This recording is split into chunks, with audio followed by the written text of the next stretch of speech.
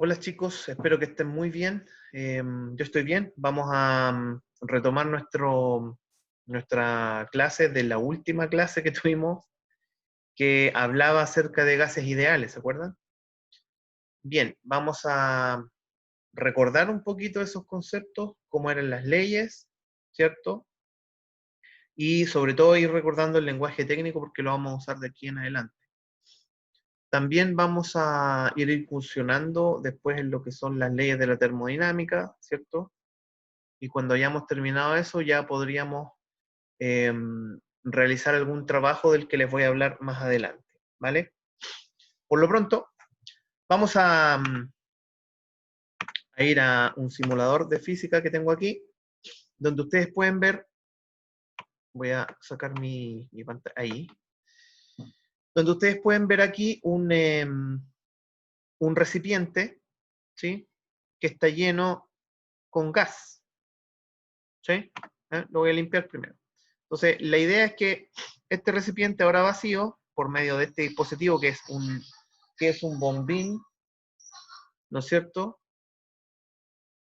Yo puedo ir echando moléculas de este gas dentro. ¿Se fijan? El gas no conocemos qué. Solo sabemos que está presente porque en este momento estamos viendo sus moléculas.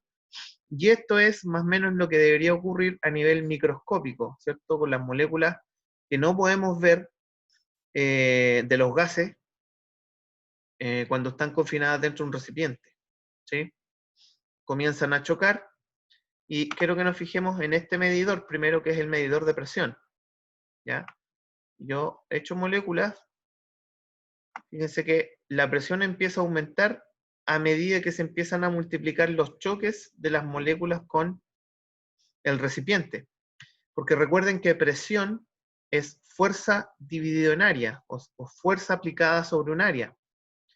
Por lo tanto, aquí es lo mismo. Lo que pasa es que se cuenta un promedio de los choques de estas partículas con las paredes del recipiente. Al chocar se ejercen fuerzas. Y eso provoca que evidentemente exista la presión, ¿ya? Aquí nos está mostrando una presión random de aproximadamente 38 atmósferas. Si yo agrego más moléculas, al haber más moléculas, ¿por qué aumenta la presión del gas? Aumenta porque se multiplican los choques también. ¿Se fijan? Aumentamos a 53 atmósferas aproximadamente. ¿Vale? Ahora, juguemos un poquito con el experimento. ¿Qué pasaría si yo le aplico calor? Acá abajo tengo la opción de aplicar calor o quitarle calor al sistema. ¿Qué pasaría si en estas condiciones yo le aplico calor a mis moléculas? Pasa que empiezan a moverse más rápido, aumenta la temperatura, ahí arriba está aumentando la temperatura, ¿sí? Y la presión evidentemente se dispara y llega un momento en que el recipiente ya no es capaz, ¿no es cierto?, de retener las moléculas y las moléculas escapan, ¿sí? Evidentemente al abrir el recipiente la presión cae, ¿sí? Y la temperatura también, ¿vale? ¿Sí? Entonces, vamos a limpiar el sistema. Vale. Pero para estudiar el comportamiento de los gases teníamos una ley que se llamaba la ley de los gases ideales. ¿Se recuerdan? Pues bien, esta ley tenía varias partes y para entenderla mejor habíamos dicho dos convenios, que íbamos a estudiar qué pasaba con las variables termodinámicas, que eran presión, volumen y temperatura, si manteníamos una de ellas constantes y hacíamos jugar dos de ellas, ¿cierto? Porque son tres. En realidad son cuatro, porque también interviene el número de moléculas, ¿sí? Entonces, lo que vamos a hacer, que me permite hacer este experimento, es dejar constante una de las variables termodinámicas, volumen, temperatura o presión, ¿ya? Y con el caso de la presión, me permite dejar presión constante y variar volumen, o dejar presión constante y variar la temperatura, ¿ya? Así que vamos a hacer primero un proceso isocórico. Isocórico significa que todo el proceso va a ser a volumen constante, ¿ya? Entonces voy a echar mis moléculas de gas, comienza a aumentar la presión, vamos a dejar que se estabilice un poquito el sistema. Recuerden que lo único que es constante aquí es el volumen, El volumen está constante, ¿ya? Entonces, ¿qué es lo que voy a hacer? Le voy a aumentar la temperatura. ¿Y en qué nos vamos a fijar? En qué pasa con la presión, ¿ya? Si aumento la temperatura, ahí está aumentando la temperatura, en el termómetro se ve, la presión aumenta también. ¿Se fijan? Entonces sacábamos la primera conclusión, ¿cierto? Que a volumen constante, la presión y la temperatura son directamente proporcionales, ¿verdad? Es decir, un aumento de temperatura implica un aumento de presión. Si disminuyo la temperatura, le voy a quitar calor con hielo al sistema, la presión también disminuye. Pero recuerden que el volumen debe quedar constante. ¿Sí? Muy bien. Ahí está. Vamos al siguiente experimento. Voy a dejar que se estabilice el sistema ahí. Tengo 194 Kelvin. Estamos bajo cero, así que le voy a dar un poquito de calor para que aumente un poquito la temperatura. A unos 300 Kelvin me gusta. Ahí está bien. Vale. Bien. Entonces vamos a dejar fija la temperatura. Es decir, aquí no puede variar la temperatura. Va a ser siempre 307 Kelvin. ¿Sí? Y vamos a ver qué pasa con nuestra presión y nuestro volumen. Entonces, pensemos que voy a aumentar, por ejemplo, la cantidad de partículas. ¿Ya? La cantidad de partículas. Si aumento la cantidad de partículas, no, mejor saben que voy a dejar la cantidad de partículas fija. Voy a variar el volumen. Vamos a ver qué pasa con la presión. ¿Sí?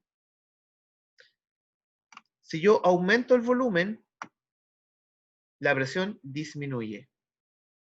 ¿Se fijan? Si disminuyo el volumen, la presión aumenta. Y la temperatura es constante. O sea, a temperatura constante, presión y volumen son inversamente proporcionales. Esa era la segunda ley, ¿verdad? Repito, al aumentar el volumen, la presión disminuye, 17.5 atmósferas. Si disminuyo el volumen, 46.6 atmósferas. Repito, a temperatura constante, mayor volumen implica menor presión. ¿Ya? Vamos a dejar constante la presión ahora. Presión constante. Presión constante. Y lo que vamos a hacer es aumentar la temperatura. Ya. Fíjense que aquí el volumen espérense un poquito. Ahí. Ahí, ya. Voy a aumentar la temperatura entonces. A presión constante voy a aumentar la temperatura. Entonces aumentamos la temperatura y como el volumen mío es variable, empieza a crecer la temperatura y la presión se mantiene, ¿se fijan? Ya. ¿Por qué se está manteniendo la presión? Porque, ahí me está diciendo que es demasiado grande el volumen. La presión se mantuvo porque las moléculas realizaron trabajo sobre el recipiente, en este caso, y expandieron las paredes, aumentó el volumen, básicamente, fue lo que ocurrió. Como aumenta el volumen, aumenta el espacio entre moléculas y a esta les cuesta más chocar, a pesar de que está aumentando la temperatura. Entonces, los choques se van compensando, la presión se va compensando, por así decirlo. ¿Ya? Si disminuyo el volumen, obtengo la presión inicial, ¿cierto? Con una alta temperatura. Si, por el contrario, estoy por acá y enfrío el sistema, disminuyo la temperatura. Ah, tengo que estar aquí, espérense. Ahí sí. Ya, voy a aumentar el volumen, llegábamos al límite, ¿cierto? Tengo una presión de 24.5. La temperatura es 505 Kelvin. Voy a bajar la temperatura. Baja la temperatura. De nuevo. Ahí, ahora sí. Voy a hacerlo todo de nuevo, chiquillos.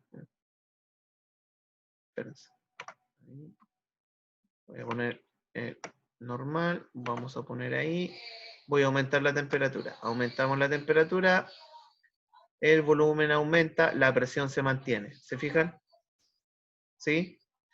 Entonces ahora voy a disminuir la temperatura. el volumen disminuye y la presión se mantiene. ¿Se fijan? Reitero, si la presión es constante y yo varío la temperatura, lo que me va a cambiar es el volumen. Las moléculas van a realizar trabajo sobre el recipiente en este caso. Si por el contrario, varío el volumen y no puedo variar la temperatura, la relación va a estar entre presión y temperatura, entre volumen y temperatura, perdón. Entonces, si aumento el volumen, la temperatura aumenta. Eso es a costa de que la presión de nuevo se mantuvo, ¿se fijan? Recuerden que la presión es constante aquí, ¿ya? Si disminuyo el volumen, la presión deberá aumentar, pero no lo hace porque tengo un aumento en la temperatura, una disminución en la temperatura, ¿se fijan? Ya. ¿Por qué al hacer esto, al realizar trabajo sobre el sistema, la temperatura varía? Si yo disminuyo el volumen, cae la temperatura. Y si aumento el volumen, la temperatura aumenta. ¿Por qué ocurre esto? Bueno, la explicación es molecular. Recuerden que temperatura es el movimiento de, en realidad es una medida de la energía cinética de las moléculas que están chocando aquí dentro, pero pensemos que es simplemente el nivel de agitación que tienen las partículas que están aquí de gas, ¿ya? Si las partículas tienen más espacio, tienen que recorrer mucha más distancia para chocar una contra otra. Es decir, la presión debería caer, pero yo le estoy diciendo, no, tú me tienes que mantener la presión. El costo de eso es que cuando yo aumento el volumen, el sistema absorbe calor, ¿ya? Y al hacer eso, la temperatura aumenta, ¿ok? Si yo disminuyo el volumen y quiero mantener la presión, le estoy diciendo, tienes que producirme los mismos choques, pero ¿cómo? Y ahora estamos más juntas, vamos a chocar más. Entonces, la única opción para que eso se mantenga así es que éstas se agiten menos, que se muevan menos. Y para lograr eso, lo que tengo que hacer es quitar calor. Por eso aparece el hielito ahí, ¿se fijan?